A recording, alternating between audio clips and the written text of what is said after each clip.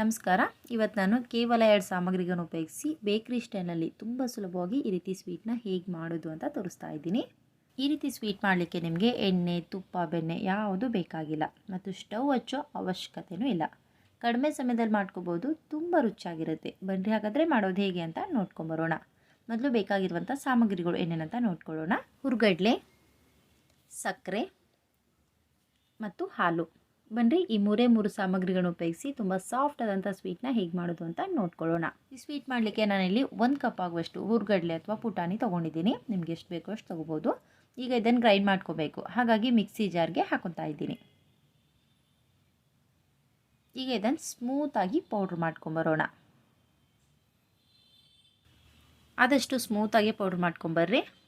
ಎಷ್ಟೇ ಸ್ಮೂತಾಗಿ ಗ್ರೈಂಡ್ ಮಾಡಿದ್ರೂ ಕೂಡ ಒಂದು ಸ್ವಲ್ಪ ತರಿ ಅಂಶ ಇದ್ದೇ ಇರುತ್ತೆ. ಹಾಗಾಗಿ ಒಂದ್ಸಲ ಇದನ್ನು ಸೋಸ್ಕೊಂಡ್ಬಿಡೋಣ. ಒಂದು ತಟ್ಟೆಯಲ್ಲಿ ಈ ರೀತಿ ಸ್ಟ್ರೈನರ್ನಲ್ಲಿ ಗ್ರೈಂಡ್ ಮಾಡಿರುವಂಥ ಹುರ್ಗಡ್ಲೆ ಪೌಡ್ರನ್ನ ಹಾಕಿ ಸೋಸ್ಕೊತಾ ಇದ್ದೀನಿ.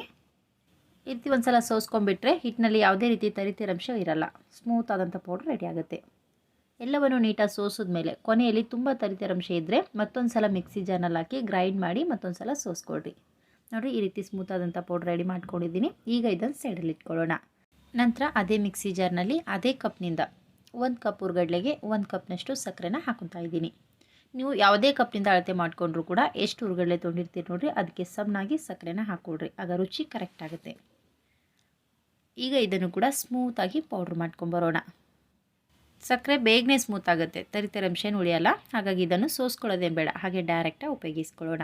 ನೋಡಿ, ಸ್ಮೂತಾಗಿ ಪೌಡ್ರ್ ಮಾಡ್ಕೊಂಡಿದ್ದೀನಿ. ಈಗ ಇದನ್ನು ಡೈರೆಕ್ಟಾಗಿ ಒಂದು ಮಿಕ್ಸಿಂಗ್ ಬೌಲ್ಗೆ ಟ್ರಾನ್ಸ್ಫರ್ ಮಾಡ್ಕೊಳ್ಳೋಣ. ಆಮೇಲೆ ಇದರಲ್ಲಿ ಹಾಲು ಹಾಕೋಬೇಕು. ನಾನು ಸಕ್ಕರೆ ಹುರ್ಗಡ್ಲೆ ಅಳತೆ ಮಾಡಿರೋ ಕಪ್ನಿಂದನೇ 1/4 ಕಪ್ನಷ್ಟು ಕಾಯಿಸಿ ತಣ್ಣಗಾಗಿರುವಂಥ ಹಾಲು ಕೆನೆ ಸಮೇತ ತೊಗೊಂಡಿದ್ದೀನಿ. ಈ 1/4 ಕಪ್ನಷ್ಟು ಹಾಲನ್ನು ಒಂದೇ ಸಲಕ್ಕೆ ಹಾಕೋದು ಬೇಡ, ಸ್ವಲ್ಪ ಸ್ವಲ್ಪ ಹಾಕಿ ಮಿಕ್ಸ್ ಮಾಡ್ಕೊಳ್ಳೋಣ.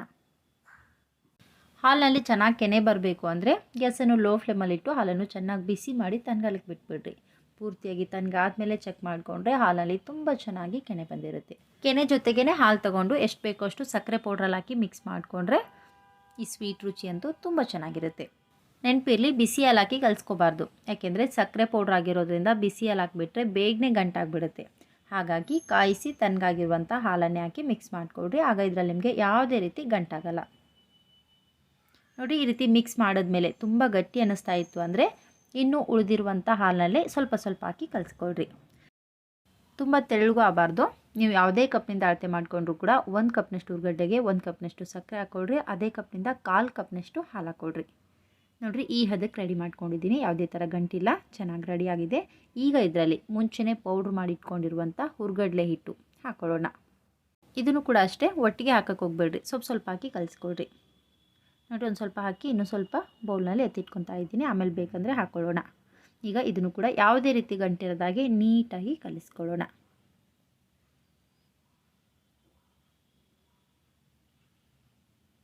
ಈ ಸ್ವೀಟ್ ಮಾಡಲಿಕ್ಕೆ ನೀವು ಸ್ಟವ್ನ ಹಚ್ಚಬೇಕು, ಒಲೆ ಮೇಲೆ ಇಟ್ಟು ಬೇಯಿಸ್ಕೋಬೇಕು ಅನ್ನೋ ಚಿಂತೆನೇ ಬೇಡ. ಮನೆಯಲ್ಲೇ ಇರುವಂಥ ಸಾಮಗ್ರಿಗಳನ್ನು ಉಪಯೋಗಿಸಿ ಕಡಿಮೆ ಸಮಯದಲ್ಲಿ ಮಾಡ್ಕೋಬೋದು. ತುಂಬ ರುಚಿಯಾಗಿರುತ್ತೆ ಮತ್ತು ಅಷ್ಟೇ ಬೇಗನೆ ಕೂಡ ರೆಡಿ ಆಗುತ್ತೆ. ನೋಡಿ, ಈ ರೀತಿ ನೀಟಾಗಿ ಕಲಿಸಿದ್ಮೇಲೆ ಈ ರೀತಿ ಸ್ವಲ್ಪ ತೆಳ್ಳಗನ್ನಿಸ್ತಾ ಇದ್ದರೆ ಮಾತ್ರ ಇನ್ನೂ ಮಿಕ್ಕಿರುವಂಥ ಹಿಟ್ಟಾಕಿ ಕಲಿಸ್ಕೊಳ್ರಿ. ಗಟ್ಟಿಯಾಗಿದ್ದರೆ ಹಿಟ್ಟಾಕೋ ಅವಶ್ಯಕತೆ ಇಲ್ಲ, ಹಾಗೆ ಕಲಿಸ್ಕೋಬೋದು. ನೋಡಿ, ಒಂದು ಸ್ವಲ್ಪ ತೆಳ್ಳಗಿರೋದ್ರಿಂದ ಇನ್ನೂ ಉಳಿದಿರುವಂಥ ಎಲ್ಲ ಹಿಟ್ಟನ್ನು ಹಾಕಿ ಕಲಿಸ್ಕೊತಾ ಇದ್ದೀನಿ. ನಿಮಗೆ ಸ್ಪೂನಿಂದ ಈ ರೀತಿ ಕಲ್ಸೋಕ್ಕಾಗಲಿಲ್ಲ ಅಂದರೆ ಕೈಯಿಂದ ಕೂಡ ನಾದ್ಕೋಬೋದು. ತಿನ್ನಲಿಕ್ಕೆ ಡಿಫ್ರೆಂಟಾಗಿ ಏನಾದರೂ ಬೇಕಿತ್ತು ಅಂದರೆ ಈ ರೆಸಿಪಿನ ನೀವು ಖಂಡಿತ ಟ್ರೈ ಮಾಡ್ಬೋದು. ತುಂಬ ರುಚಿಯಾಗಿರುತ್ತೆ ಮತ್ತು ಅಷ್ಟೇ ಬೇಗನೆ ಕೂಡ ರೆಡಿ ಆಗುತ್ತೆ. ಕಲಿಸುವಾಗ ಎಕ್ಸ್ಟ್ರಾ ಹಾಲು ನೀರು ಯಾವುದು ಹಾಕೋ ಅವಶ್ಯಕತೆ ಇಲ್ಲ, ಹಾಗೆ ಚೆನ್ನಾಗಿ ನಾದ್ಕೊಂಡ್ರೆ ಈ ರೀತಿ ಹಿಟ್ಟು ರೆಡಿ ಆಗುತ್ತೆ. ಈ ರೀತಿ ಕಲಿಸಿದ್ಮೇಲೆ ಈಗ ಇದರಲ್ಲಿ 2 ಭಾಗನ ಮಾಡ್ಕೊಳ್ಳೋಣ. ಒಂದು ಭಾಗ ಜಾಸ್ತಿ ಇರಬೇಕು, ಇನ್ನೊಂದು ಭಾಗ ಸ್ವಲ್ಪ ಕಡಿಮೆ ಇರಲಿ. ಜಾಸ್ತಿ ಇರೋ ಭಾಗನ ಒಂದು ಬೌಲ್ನಲ್ಲಿ ಅಥವಾ ಡಬ್ಬಿಯಲ್ಲಿ ಹಾಕ್ಕೊಳ್ಳೋಣ. ನೋಡಿರಿ, ಈ ರೀತಿ ಗ್ಲಾಸ್ ಬೌಲ್ ತೊಗೊಂಡಿದ್ದೀನಿ. ನೀವು ಯಾವುದಾದ್ರೂ ಡಬ್ಬಿನ ಉಪಯೋಗಿಸ್ಕೋಬೋದು. ಈಗ ಇದಕ್ಕೆ ಎಣ್ಣೆ, ತುಪ್ಪ ಯಾವುದು ಹಚ್ಚೋದು ಬೇಡ, ಹಾಗೆ ಡೈರೆಕ್ಟಾಗಿ ಜಾಸ್ತಿ ಇರೋ ಹಿಟ್ಟನ್ನು ಈ ರೀತಿ ಕೆಳಗಡೆ ನೀಟಾಗಿ ಸೆಟ್ ಮಾಡ್ಕೊಳ್ಳೋಣ. ನೋಡಿ, ಎಲ್ಲ ಕಡೆಗೂ ರೀತಿ ಒಂದೇ ಸಮನಾಗಿ ಹರಡ್ಕೊಳ್ರಿ. ಕೈಯಿಂದ ಬೇಗನೆ ಮಾಡೋಕ್ಕಾಗಲಿಲ್ಲ ಅಂದರೆ ಒಂದು ಸ್ಪೂನ್ ತೊಗೊಂಡು ಈ ರೀತಿ ಎಲ್ಲ ಕಡೆಗೂ ಒಂದೇ ಸಮನಾಗಿ ಮಾಡಿಕೊಡ್ರಿ. ಎಲ್ಲ ಕಡೆಗೂ ಸಮನಾಗಿ ಹರಡಿದ್ಮೇಲೆ ಈಗ ಇದನ್ನು ಸೈಡಲ್ಲಿ ಇಟ್ಕೊಳ್ಳೋಣ. ಮುಂಚೆ ಒಂದು ಬೌಲ್ನಲ್ಲಿ ಇನ್ನೂ ಸ್ವಲ್ಪ ಹಿಟ್ಟು ಎತ್ತಿಟ್ಟಿದ್ನಲ್ವ, ಆ ಹಿಟ್ಟಿಗೆ ಒಂದು ಸ್ವಲ್ಪ ಕಲರ್ ಹಾಕ್ಕೊಳ್ಳೋಣ. ನಾನಿಲ್ಲಿ ಒಂದು 1/4 ಸ್ಪೂನಷ್ಟು ಗ್ರೀನ್ ಕಲರ್ ಫುಡ್ ಕಲರ್ ಹಾಕೊತಾ ಇದ್ದೀನಿ. ನೀವು ಯಾವುದೇ ಕಲರ್ ಆದರೂ ಉಪಯೋಗಿಸ್ಕೋಬೋದು. ಈಗ ಹಿಟ್ಟಿನ ಜೊತೆ ಕಲರನ್ನು ನೀಟಾಗಿ ಮಿಕ್ಸ್ ಮಾಡ್ಕೊಳ್ಳೋಣ. ಕಲರ್ ಹಾಕೋದು ಪೂರ್ತಿ ಆಪ್ಷನಲ್, ಬೇಕಂದರೆ ಮಾತ್ರ ಹಾಕ್ಕೊಳ್ರಿ, ಇಲ್ಲ ಅಂದರೆ ಹಾಗೇ ಮಾಡಿಕೊಡ್ರಿ, ಚೆನ್ನಾಗಿರುತ್ತೆ. ಕಲರ್ ಹಾಕೋದ್ರಿಂದ ಸ್ವೀಟ್ ನೋಡ್ಲಿಕ್ಕೆ ಚೆನ್ನಾಗಿ ಕಾಣಿಸುತ್ತೆ ಅಂತೇಳಿ ಹಾಕ್ಕೊಂಡಿದ್ದೀನಿ ಅಷ್ಟೇ. ನೀಟಾಗಿ ಮಿಕ್ಸ್ ಮಾಡ್ಕೊಂಡಿದ್ದೀನಿ. ಈಗ ಇದನ್ನು ಕೂಡ ಅದೇ ಬೌಲ್ನಲ್ಲಿ ಮೇಲ್ಗಡೆ ನೀಟಾಗಿ ಹರಡ್ಕೊಳ್ಳೋಣ. ಎಲ್ಲ ಕಡೆಗೂ ಒಂದೇ ಸಮನಾಗಿ ಹರಡ್ಕೊಳ್ರಿ. ಒಮ್ಮೆ ತಿಂದರೆ ಮತ್ತೆ ಮತ್ತೆ ತಿನ್ಬೇಕನ್ಸುತ್ತೆ, ಅಷ್ಟು ರುಚಿಯಾಗಿರುತ್ತೆ ಮತ್ತು ಅಷ್ಟೇ ಬೇಗನೆ ಕೂಡ ರೆಡಿ ಆಗುತ್ತೆ.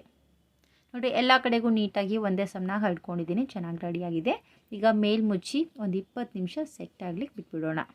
ಫ್ರಿಜ್ನಲ್ಲಿಟ್ಟರೆ ಒಂದು 10 ನಿಮಿಷಕ್ಕೆ ರೆಡಿ ಆಗುತ್ತೆ. ಬೇಗನೆ ರೆಡಿ ಆಗಬೇಕು ಅಂದರೆ ಫ್ರಿಜ್ನಲ್ಲಿ ಒಂದು 10 ನಿಮಿಷ ಇಟ್ಟರೆ ಸಾಕು, ಆದಷ್ಟು ಬೇಗನೆ ರೆಡಿ ಆಗುತ್ತೆ. ಒಂದು 20 ನಿಮಿಷ ಹಾಗೇ ಹೊರಗಡೆ ಇಟ್ಟಿದ್ದೆ.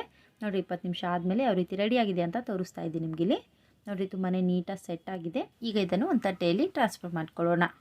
ಗ್ಲಾಸ್ ಬೌಲ್ ಆಗಿರೋದ್ರಿಂದ ಈ ರೀತಿ ಉಲ್ಟಾ ಮಾಡಿ ಸ್ವಲ್ಪ ಮೇಲ್ಗಡೆ ತಟ್ಕೊಳ್ರಿ, ಇಲ್ಲ ಅಂದರೆ ಚಾಕುವಿನಿಂದ ಎಡ್ಜಸ್ನ ಬಿಡಿಸಿದ್ರೆ ತುಂಬ ನೀಟಾಗಿ ಬಂದುಬಿಡುತ್ತೆ.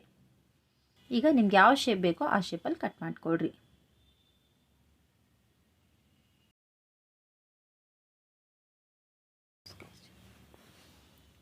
ಈ ರೀತಿ ಕಟ್ ಮಾಡಿದ್ಮೇಲೆ ಸ್ಕ್ವೇರ್ ಶೇಪಲ್ಲಿ ಚಿಕ್ಕ ಚಿಕ್ಕದಾಗಿ ಕಟ್ ಮಾಡ್ಕೊತಾ ಇದ್ದೀನಿ. ನಿಮ್ಗೆ ಯಾವ ರೀತಿ ಬೇಕೋ ಆ ರೀತಿ ಕಟ್ ಮಾಡ್ಕೋಬೋದು. ನಿಜವಾಗ್ಲೂ ನನಗೆ ನಂಬೋಕ್ಕಾಗಲಿಲ್ಲ, ನೋಡಲಿಕ್ಕೆ ಅಷ್ಟು ಚೆನ್ನಾಗಿ ಕಾಣಿಸ್ತಾ ಇತ್ತು ಮತ್ತು ತಿನ್ನಲಿಗೂ ಕೂಡ ಅಷ್ಟೇ ರುಚಿಯಾಗಿತ್ತು. ಎಣ್ಣೆ, ತುಪ್ಪ, ಬೆಣ್ಣೆ ಯಾವುದನ್ನು ಬಳಸ್ತೇನೆ ತುಂಬಾ ಸಾಫ್ಟಾದ ರುಚಿಕರವಾದಂಥ ಸ್ವೀಟ್ನ ಇನ್ಸ್ಟೆಂಟಾಗಿ ಹೇಗೆ ಮಾಡೋದು ಅಂತ ನೋಡಿದ್ರಲ್ವ. ಈ ಕಲರ್ಫುಲ್ಲಾದ ರುಚಿಕರವಾದಂಥ ಸ್ವೀಟ್ ನಿಮಗೂ ಇಷ್ಟ ಆಗಿದೆ ಅನ್ಕೋತೀನಿ. ಇಷ್ಟ ಅನಿಸಿದ್ರೆ ಪ್ಲೀಸ್ ಲೈಕ್ ಮಾಡಿರಿ, ಫ್ರೆಂಡ್ಸ್ ಮತ್ತು ಫ್ಯಾಮ್ಲಿಗೂ ಶೇರ್ ಮಾಡಿರಿ ಮತ್ತು ಹೇಗಾಗಿದೆ ಅಂತ ನಿಮ್ಮ ಅನಿಸಿಕೆಗೂ ತಪ್ಪದೆ ಕೆಳಗಡೆ ಕಮೆಂಟ್ಸ್ ಮಾಡಿ ತಿಳಿಸ್ರಿ. Thank you.